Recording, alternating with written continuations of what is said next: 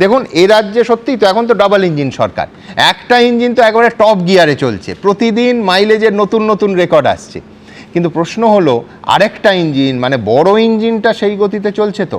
প্রশ্ন তুলছি, তার কারণটা খুব সহজ, অভয়াকাণ্ডে সিবিআই তদন্ত।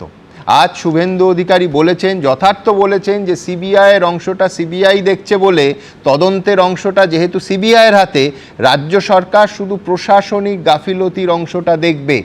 একেবারে ঠিক। আর সেইখানেই তো প্রত্যেকটা খামতি রয়ে গেছে, সে যেগুলো হয়তো সরাসরি তদন্তের সঙ্গে যুক্ত কিন্তু গাফিলতি হয়েছিল প্রশাসনের তরফে, এবং তারপরে 1 বছর 9 মাসে কোনো ব্যবস্থা নেওয়া হয়নি। কিন্তু এটাও তো বলতে হবে যে আজ সিবিআই তদন্ত অভয়ার বিচার চাওয়া লক্ষ লক্ষ মানুষকে সত্যিই খুশি করতে পারেনি। অভয়ার মা বাবার মনে হয়েছে যে সিবিআই কোনো বিচারই দিতে পারলো না, তারা শুধু এই স্টুডিওতে বলেছেন তা নয়, কোর্টে দাঁড়িয়ে বলেছেন। সুতরাং 21 মাস কেটে যাওয়ার পর সিবিআই তদন্ত আমার পরের বক্তা সজলকেও নিশ্চয়ই খুশি করতে পারেনি, কিন্তু আজকের অর্কের বক্তব্যের প্রেক্ষিতে সজল কি বলবো? না, প্রথমেই আমি অভিনন্দন, তুমি বিধায়ক হওয়ার পর প্রথমবার স্টুডিও। ধন্যবাদ আপনাদের সবাইকে। আমি প্রথমেই প্রণাম জানাই আমাদের মুখ্যমন্ত্রী, আমাদের নেতা শুভেন্দুবাবুকে। তিনি যে পদক্ষেপ নিয়েছেন সেই পদক্ষেপকে আমরা সারা বাংলার সমস্ত রাজনৈতিক দলের মানুষের সমর্থন করা উচিত, তৃণমূল ছাড়া। আমার প্রশ্ন হচ্ছে যে আপনারা বলছেন, দেখুন সিবিআই তদন্ত নিয়ে আমার বহু অভিযোগ আছে। একদম, আমার ডবল ইঞ্জিন হোক সিঙ্গেল ইঞ্জিন হোক, আগেও বলেছি এখনো বলছি, প্রচুর অভিযোগ আছে। কিন্তু আপনাকে কতগুলো কথা বলতে হবে। দুজন আইনজীবী বসে আছেন, একজন খুব দুধে পুলিশ অফিসার এবং প্রায় কলকাতা রাজ্য সব কিছু চালানোর অভিজ্ঞতা যার আছে। আপনি আমাকে বলুন, কানুন সবুজ মাংতা হয়, কানুন মশাল মোমবাতি এসব দেখে না। আপনি বলুন, এই রাজ্যে যাদের দায়িত্ব ছিল প্রমাণ জোগাড় করা, তারা দায়িত্ব নিয়ে প্রমাণ লোপাট করেছে। ধরুন আপনার ছেলে স্কুলে যায়নি, 4 দিন বিয়ে বাড়ি গেছিল, আপনি তো বলতে পারবেন না, আপনার একটা ডক্টর সার্টিফিকেট দিতে হয় না, প্রত্যেক বাবা মাকে অনেকটা করতে হয়। সেটা কিন্তু ডাক্তার প্যাড দিলেই আপনি লিখে দিতে পারবেন না, সেটা ডাক্তারকে দিয়েই লেখাতে হয়, কারণ ব্যাপারটা সঠিকভাবে সাজানো হয়। সেরকম সাজানো ডাক্তারদের দিয়ে যখন যে পোস্টমর্টেমটা হয়েছিল, তারপর দ্বিতীয়বার পোস্টমর্টেম করার জায়গা ছিল না। আপনি যে ব্লাড সিমেন্ট সজল এবং সূর্যাস্ত হয়ে যাওয়ার পরও কার্যত জোর করে ময়নাতদন্ত করতে হয়েছে, করানো হয়েছিল, প্রয়োজন ছিল না। আপনি বলুন, তাছাড়া ধরুন রক্ত, রক্তরস, আরো বিভিন্ন শরীরের বিভিন্ন জিনিস যেগুলো প্রমাণ হিসেবে পাওয়া যেত, সেগুলোকে ভেঙে গুঁড়িয়ে চুরমার করে দেওয়া হয়েছিল।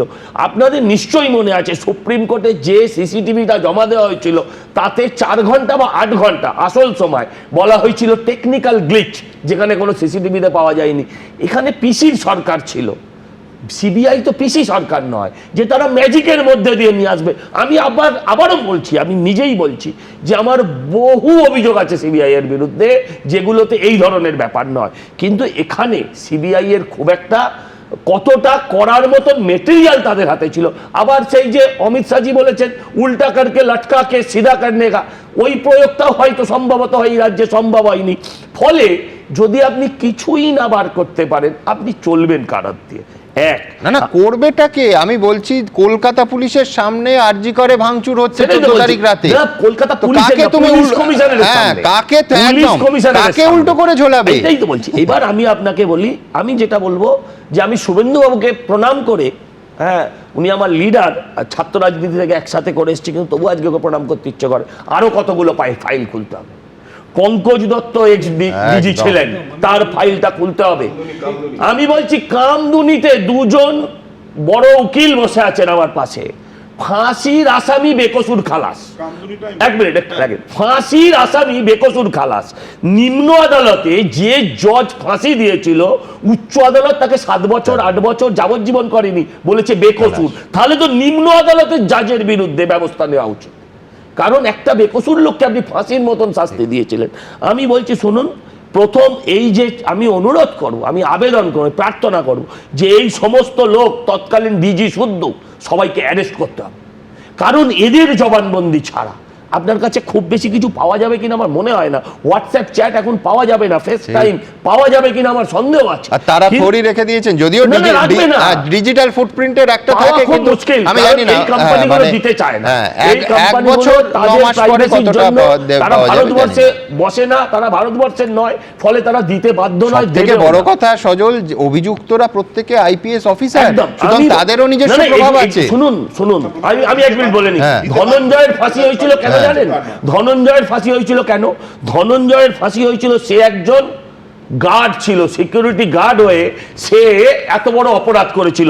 তাহলে এই বিনীত গোয়েল থেকে শুরু করে এদের সবাইকে এরপরে গ্রেপ্তার করা উচিত। এই নির্মল ঘোষ, সন্দীপ ঘোষ, এদেরকে অ্যারেস্ট করে উল্টা কাটকে লটকাকে সিধা কাটনা হয়, এই ব্যবস্থা আমাদের নিতে হবে। আমি আপনাদের কাছে বলছি যে দেখুন, এই যে বলছিলেন যে মমতা ব্যানার্জি ওই কালো কোট পরে নিচ্ছে, ওটা তো আরেকটা চুরি, ওটাও চুরি, আইনকে চুরি করেছেন, ওনার পড়ার এখন অধিকার নেই। অতএব এই চোরেদের হাত থেকে, এই চোরেদের, আমি আবার বলছি, আমি প্রাক্তন মুখ্যমন্ত্রীকে বলছি না, বর্তমান মমতা ব্যানার্জিকে বলছি, হ্যাঁ আমি বলছি এদের হাত থেকে বাঁচার কোনো রাস্তা নেই, এদের সবাইকে কাস্টডিতে নিতে হবে। আমি অনুরোধ করব। এবিপি আনন্দ, এগিয়ে থাকে, এগিয়ে রাখে।